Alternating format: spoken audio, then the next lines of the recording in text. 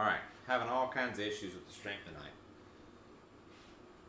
Sorry guys, having crazy issues, dropping in and out of the stream.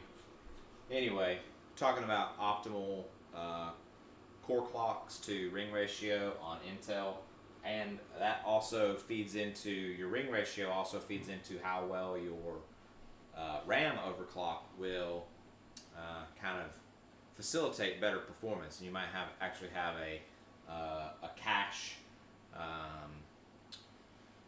bottleneck actually in some games. That's what Gamers Nexus did a whole piece about, being able to overclock the ring so well and the cache so well on a 10600K. It's one of the reasons why I bought that, because I wanted to mess around with that whole phenomenon, because some people were able to get their 5 gigahertz overclock core clocks matched up with a 5 gigahertz ring ratio, 1-to-1 ring ratio on the 10 series chips. 9 series, that doesn't seem to be optimal.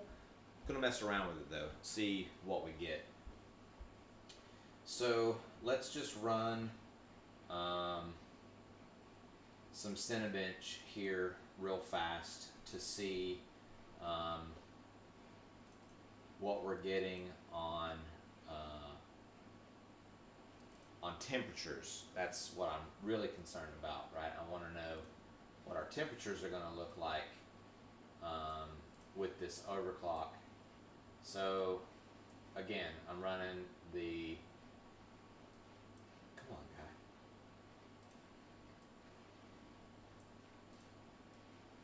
I'm running the Aorus Ultra. Oh, I don't have my little, this is my little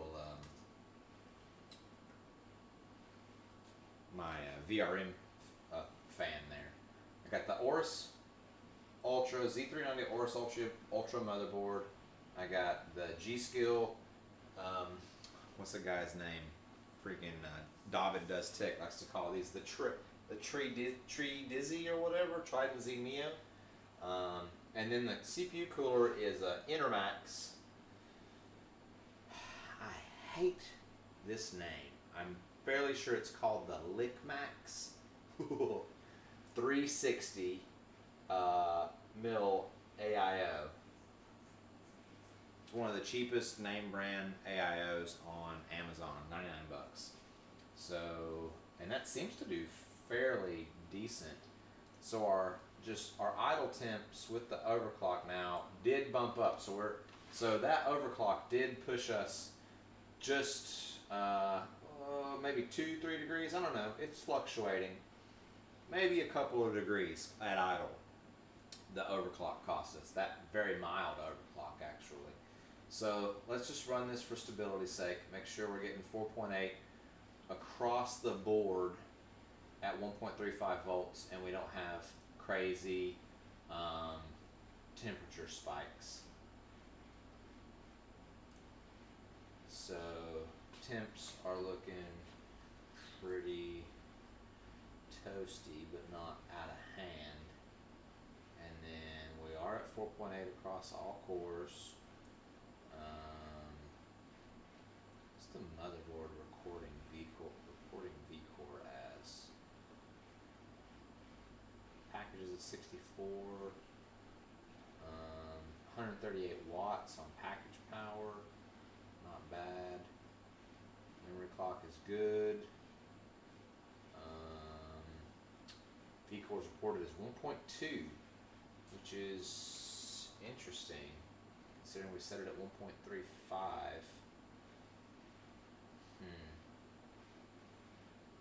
I haven't checked to see if Aorus has a vCore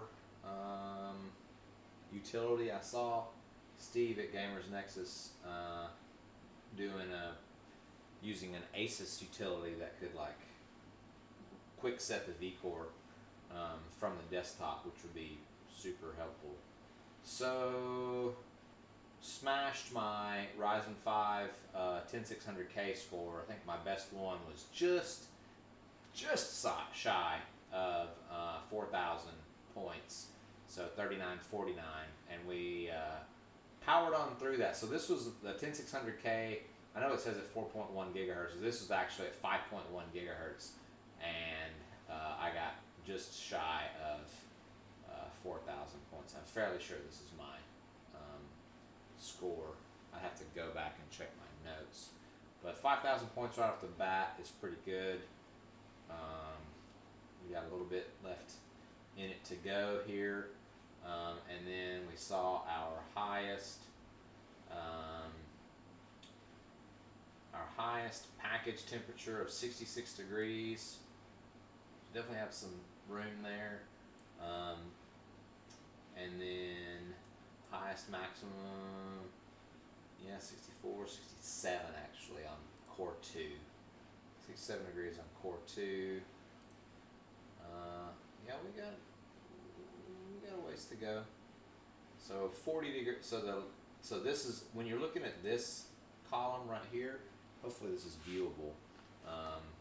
Distance to TJ Maxx. You actually want to look at the minimum. You want the lowest value. You want to know, like, that's how close you were to hitting TJ Maxx. And it looks like 33 degrees is our is what we're at right now. We've got a 33 degree spread before this CPU hits TJ Maxx. Not that we want to get anywhere close to TJ Maxx. We do not. But that just means we have a fairly good cushion on most of these cores. 33s, I would have hoped we would have all been closer to 40 at this point, but also the spread here is actually pretty good. 75, 72, 74, 73, 74, 73. Yeah, wow, that's super tight for max temperatures. Holy crap. Like, man, 60 to 67 is the biggest swing. That's nuts. A 7 degree range is super tight. That's actually really awesome. This chip, hopefully this chip is a goer. She a goer, mate? Anybody get that reference? Anyway.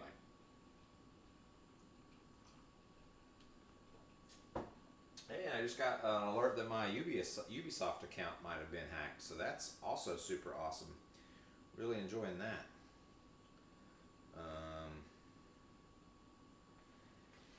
Yeah, let's see. All right, let's get back into BIOS here.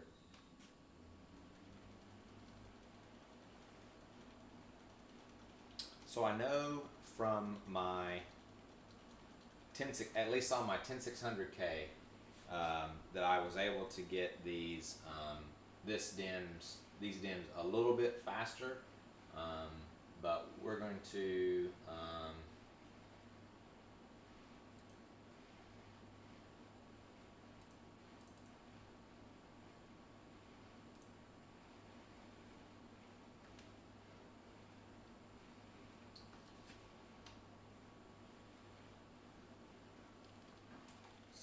go to 50.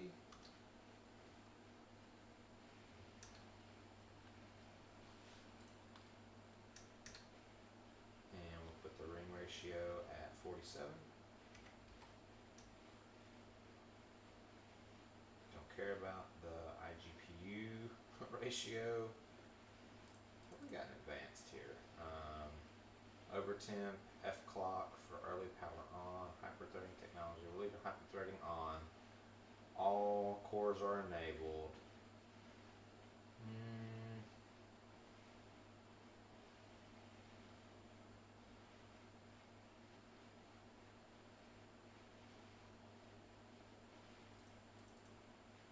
I'm going to disable turbo boost since we're doing an all-core overclock.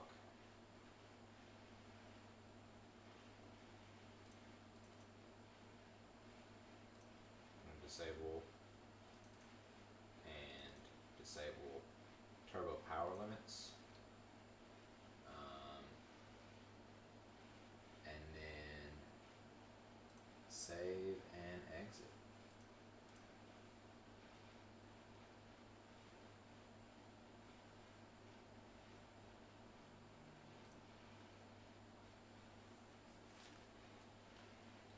not sure. I need to do some more research on what enhanced multi-core performance does. I don't think you need it for a manual overclock, but if our score goes down and our overclock goes up, then that means we should probably needed it. That's how that works.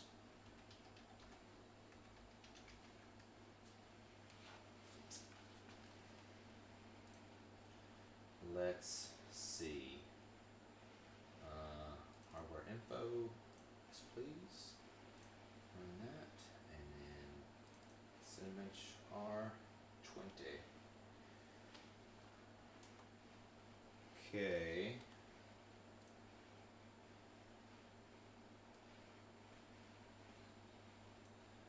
Oh, it's not saving our previous score. That's annoying.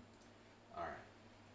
So I did not change the vCore, which I meant to do, and I forgot. So this is still at, I think, like 1.25, which, whew, if we can run 5 gigahertz at 1.25 vCore, we'll be stoked. I will be stoked. Alright. Yep, let's go ahead and run this. Do we crash? Boy, that is fast. I know we were like just over 5,000 last time. So what do we think? 52, 5,300? Gone from 48 to 50, from 4.8 gigahertz to 5 gigahertz. 5 gigahertz. So where are our temps sitting at? Temps are 64, 67. That is not bad. We are really like not much worse off than we were at 4.8. Honestly, this is like straight amazing. That is super impressive. Boom. 5220. Yep.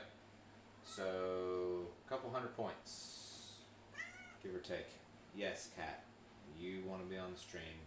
Your audio is on the stream. Alright. That was a good run. As you can see, I'm not like really stability testing this. I'm just trying to get it to where I think it's like if it's not one run stable, then I automatically, back it, bring it back so that I can kind of like figure out where's my one run stability limit, and then is that one run stability limit a 3-run back-to-back stability limit, or a 10-minute continuous loop stability limit, right? But I try to find the ragged edge first and then slowly walk it back. So I'm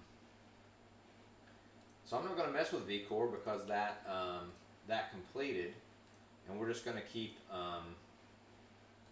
we're going to walk it forward a little bit more. We're to 5.1. I'm going to manually tune the timings on the RAM to get it in line to what I had it at last time, which was, like I said, 4 gigahertz, and it was 14, 14, 14, something, something. Let's see. All right. Disabled. And then 4,000. Yep, DDR 4,000. And then advanced memory settings. I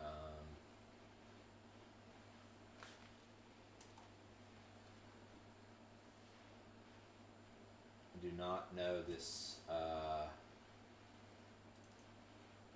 Here we go. Alright, so 14. I'll just type this in here. 14? Yeah. 14. And then I think I had it at 32. And then this one at 420. 420, nice.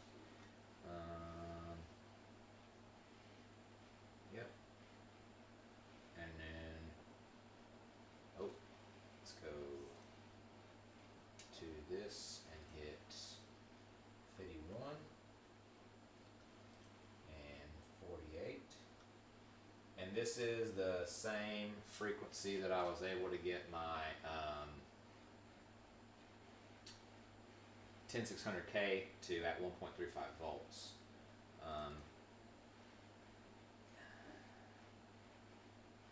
It's interesting, like, I've got this set at 1.35, but it's not registering over here for whatever reason.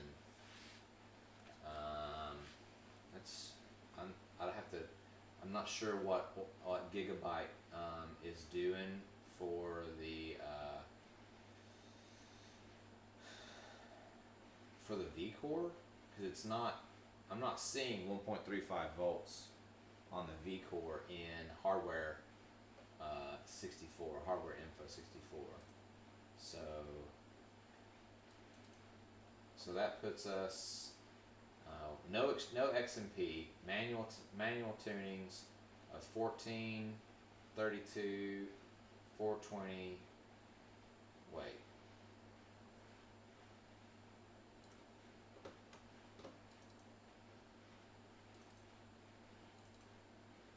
Yeah, TRCD and TRP 1414. Cast latency is automatically at 14. We'll manually put it in there. So the Jetix has it at 15. That's like the worst. That's like the highest or the lowest frequency that it can maintain that at, though. So 14, 14, 14, 32. Jetic at 20. What was it? 2600 or whatever is 15, 15, 15, 36. So I'm pretty sure this will run. Yep, 14, 14, 420. I'm not sure why it's not keeping. Oh yeah, there it is. CAS and TRP are both 14. DDR 4000. Ring ratios at. Oh no, that is not going to work. Ooh, I'm glad I reviewed that. Ring ratio at 48, not 58. Double check before you press OK. Save and exit setup.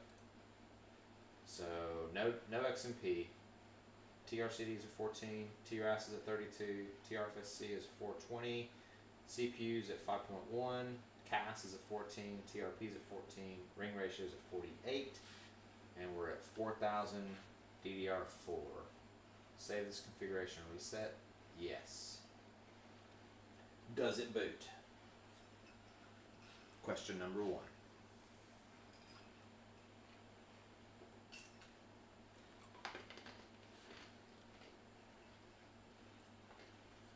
Maybe not.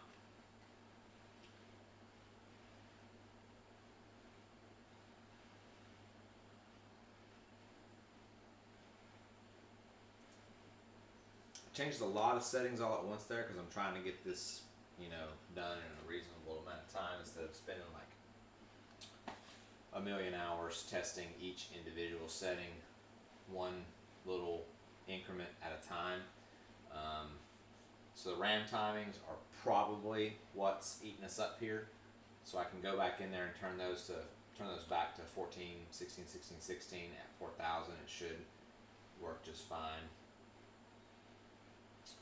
Yeah. So it's going to reboot like 2 or 3 times. It's not going to be able to make it stick. And then it should give me the BIOS screen again. And then, yeah, that's usually the hard count right there. That lets me know, hey, this is not going to stick. And you need to go back into BIOS and fix some stuff. So, especially with RAM. Enter BIOS. Okay, so 51 clock, 48 ring, that is fine.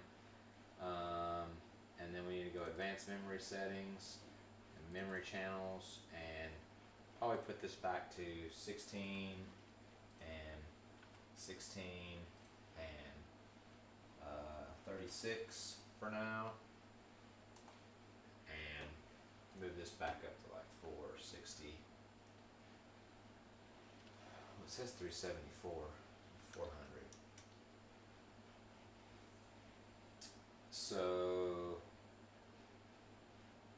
and then DDR4 1000.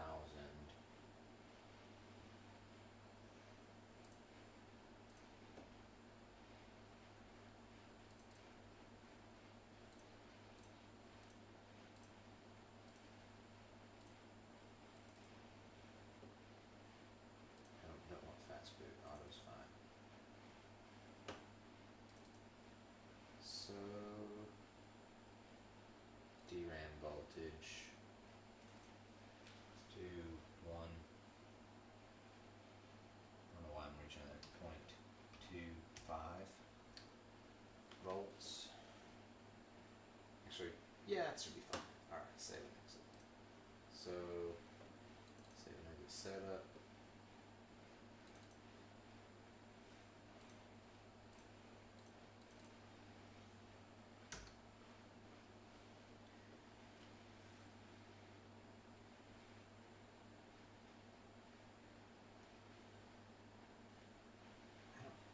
It's really not liking keeping my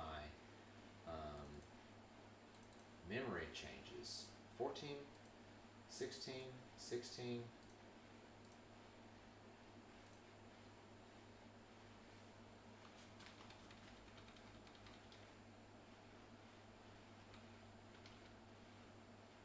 It's just not good.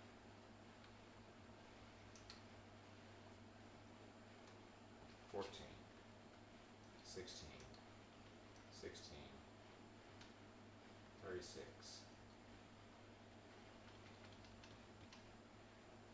Let's just do 500, just so I know it'll be nice and loosey-goosey, since it doesn't seem to like that.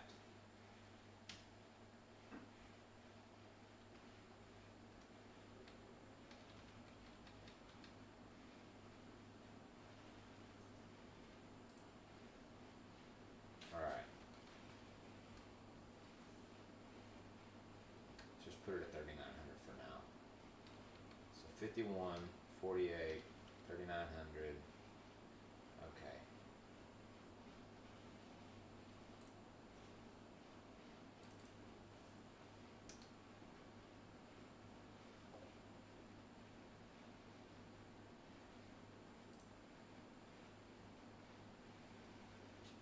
Up the voltage, loosen the timings, kept our CPU overclock the same.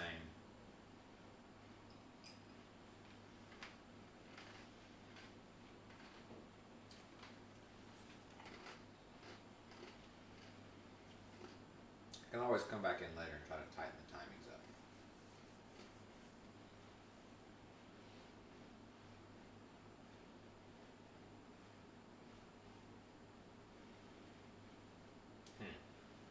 This board's memory controllers may not like the manual timings. That's what it's looking like. Looks like it does not like manual timings. I know like typically, yeah, inner BIOS. Let's just do profile 1.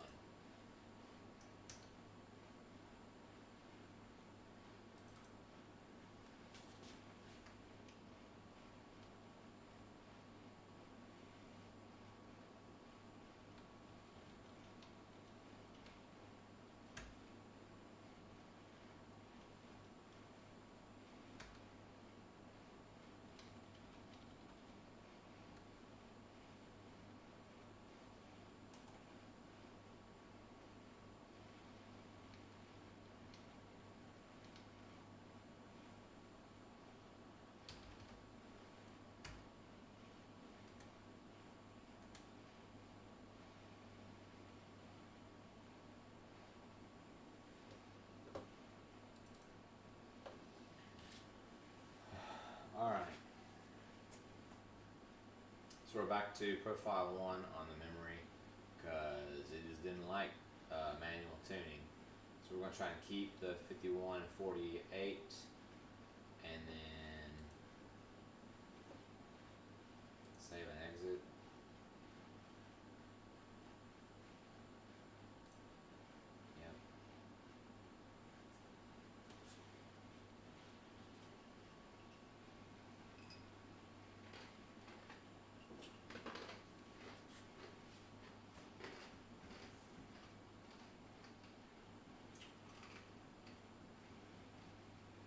and then maybe it's our overclock.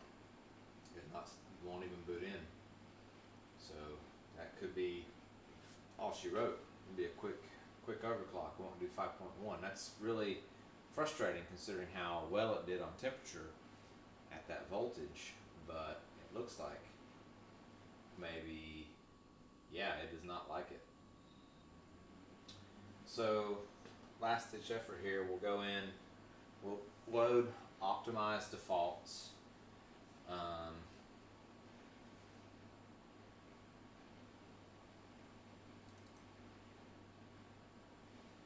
And reboot.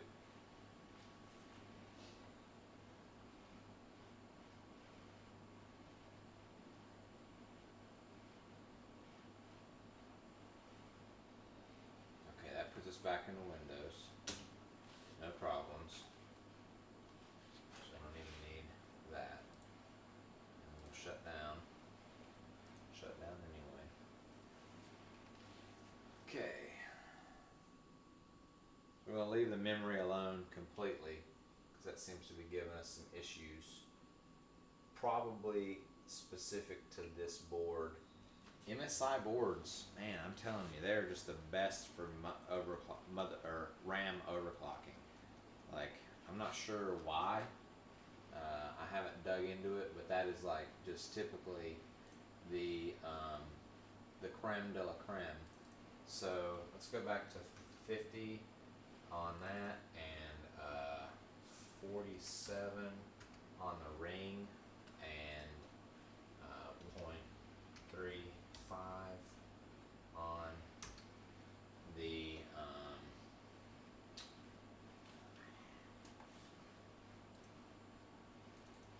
can't do anything with dynamic V-core.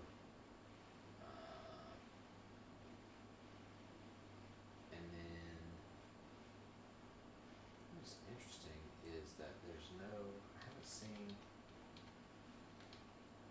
advanced voltage settings. What is this? Ring. What really does, like, you know, kind of drive me crazy is how every motherboard manufacturer's BIOS will call the same thing like something slightly different to make you question whether or not it's the thing you want.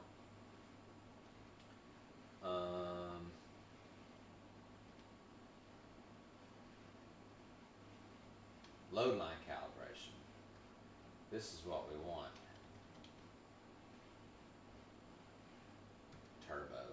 Turbo. If you get that reference.